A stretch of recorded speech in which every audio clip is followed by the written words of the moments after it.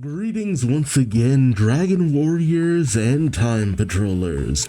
Duuz-Diz-Din back again with more of Super Dragon Ball Heroes, the Meteor mission. Where previously, while Xeno Trunks and the Time Patrollers got a little extra help with Xeno, Goku, and Vegeta getting some aid from the Xeno versions of Gohan, Goten, and Pan. It's about time they actually joined in with a little fight, especially since we're drawing so close to the finale of all of Super Dragon Ball Heroes. With Ozoto having absorbed Kranoa, it took their combined efforts to manage to nullify Kranoa's time manipulation abilities, as well as freeing her from Ozoto's control. Meanwhile, with the Dragon Ball Super versions of our heroes, and a little help from Hearts and Lags, they were able to free many of their allies and friends to join in the final battle against Ozoto, understanding that they needed to open a space-time rift in order to escape. Vegeta goes off and uses a final explosion, which we know he can survive from now, but it leaves him completely drained,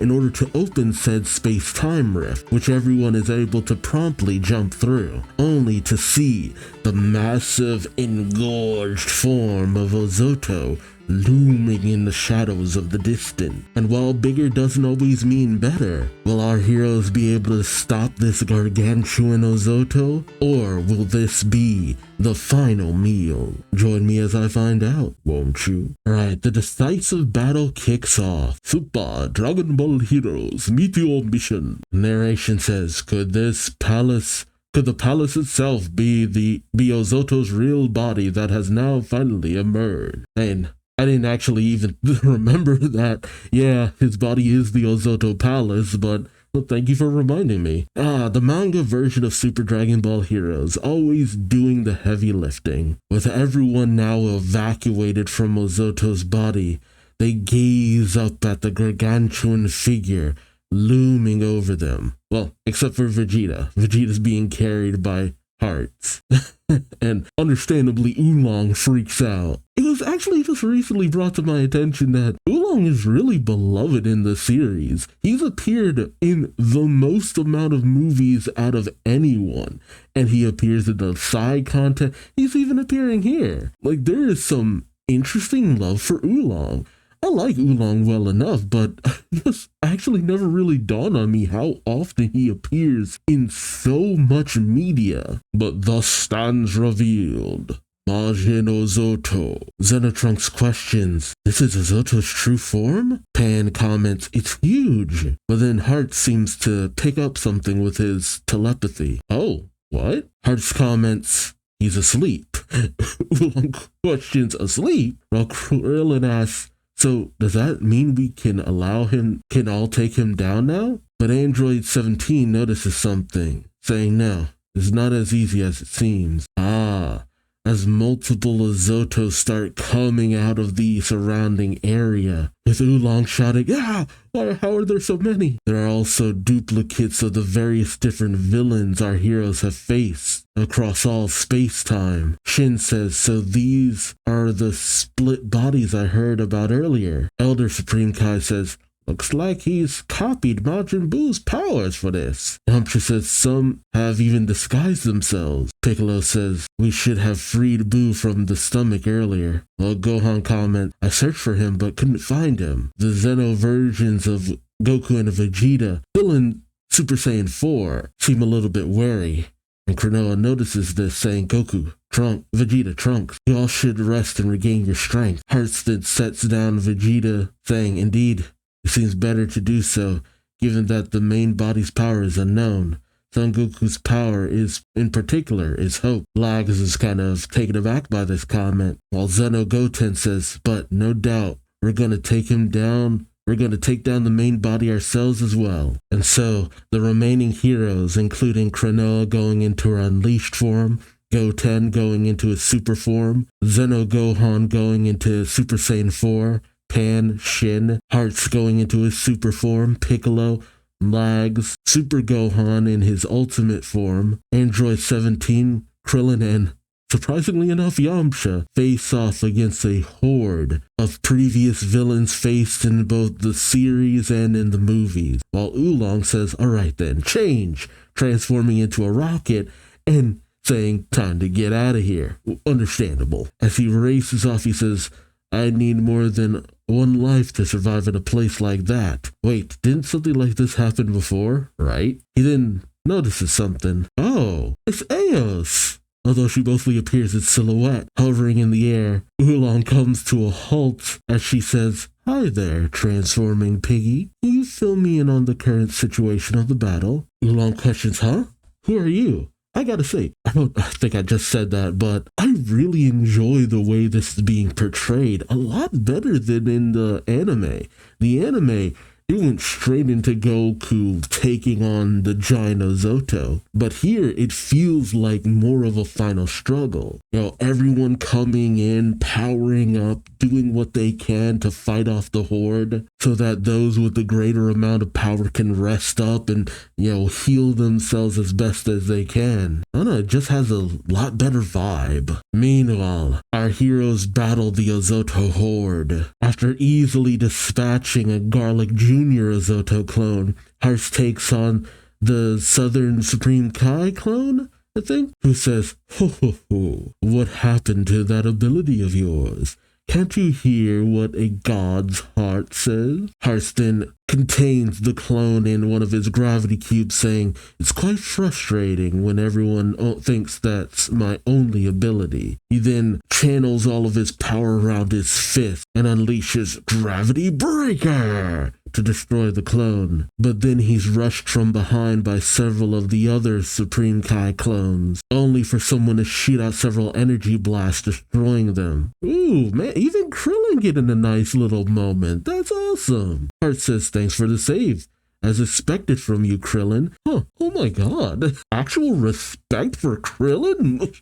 I was not expecting. You know what? This already gets like even more points for just that. I get it. They're clones. They're mooks. But highlighting Krillin even a little bit? Shoot. And dang, even if there are clones taking out Supreme Kais, like, jeez. Meanwhile, 17 uses his electrified energy to cut through several enemies. He calls out, The rear's sorted. Have you gathered enough energy yet? And while several clones rush towards Gohan and Piccolo, Piccolo says, Yeah, it's enough. Let's do this, Gohan. Gohan says, Yeah.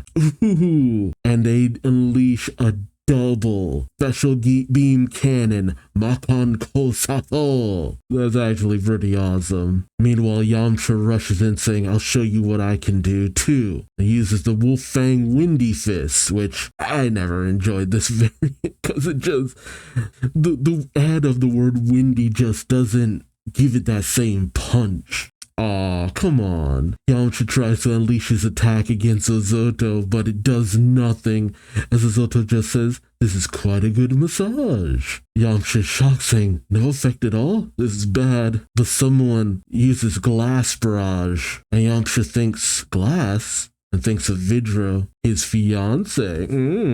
But it's actually Lags. Yamcha thinks, You're not Vidro. And he says, Oh, right, thanks. Aw, that's unfortunate.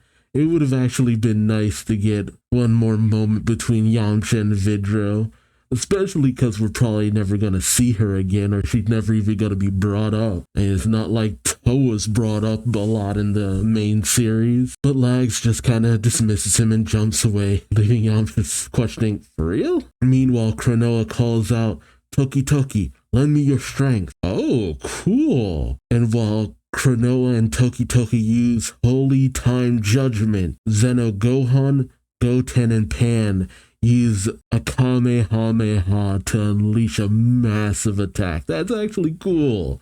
Even getting Pan in on the action. Oh wow, even Shin taking on a Majin Buu clone. Nice. But the Elder Supreme Kai says, one after the other. They keep on coming. Keep on coming and they don't stop coming. Oh. But then he notices that the clones aren't emerging, they're regressing back into the floor. The Elder Supreme Kai says, What? They're retreating? What? They gave up? Although Hearts detects something saying, no, you're wrong. The real body is coming too. As the massive Ozoto fully awakens, outstretching his goopy claw hands across the battlefield, saying, Bon appetit. Xenogoten says, we're going to get eaten. Yantra says, there's no way to run. Hearts looks back to the recovering two Goku, Vegeta, and Trunks saying, if only I can protect Goku at the very least. He then calls out Lags. Lag says, got it. Oh, as they both use their abilities to save the two versions of Goku, as Ozoto allows his goo to consume everything else and then slurp it back into him. Oh, jeez. Leaves a massive crater where his goopy tendrils just scooped out the land. Ozoto says, burp. It really is something to devour the whole earth at once. Even though I filled my stomach, it used up a lot of energy, and I ended up sleeping for quite a long time. But now, finally, so he hadn't fully absorbed everything and everyone, huh? I've become a being that surpasses even the gods. But then Ozoto pauses and looks down, seeing Super Saiyan 4 Zeno Goku and Ultra Instinct Omen Goku standing as the last two who can hopefully put a stop to Ozoto's madness. The narration says, entrusting all hope to the two strongest Saiyan. Next time, the conclusion. Like I said, again, this was actually so much better than in the anime. Well, ultimately, let's face it, everyone got consumed all over again, and we end up right back to it coming down to Goku. Well, Goku and Goku, but at the very least, I enjoy giving a moment to some of the characters. Going so far as to give a moment to Oolong, where we have him meet up with Eos and letting her know the current situation, instead of just having her show up. Having moments where some of the lesser known characters actually get to fight, getting to actually see Goten and Pan do something, as well as Gohan, who haven't really been too involved for a hot minute now. Getting to see Shin actually fight, as well as Krillin.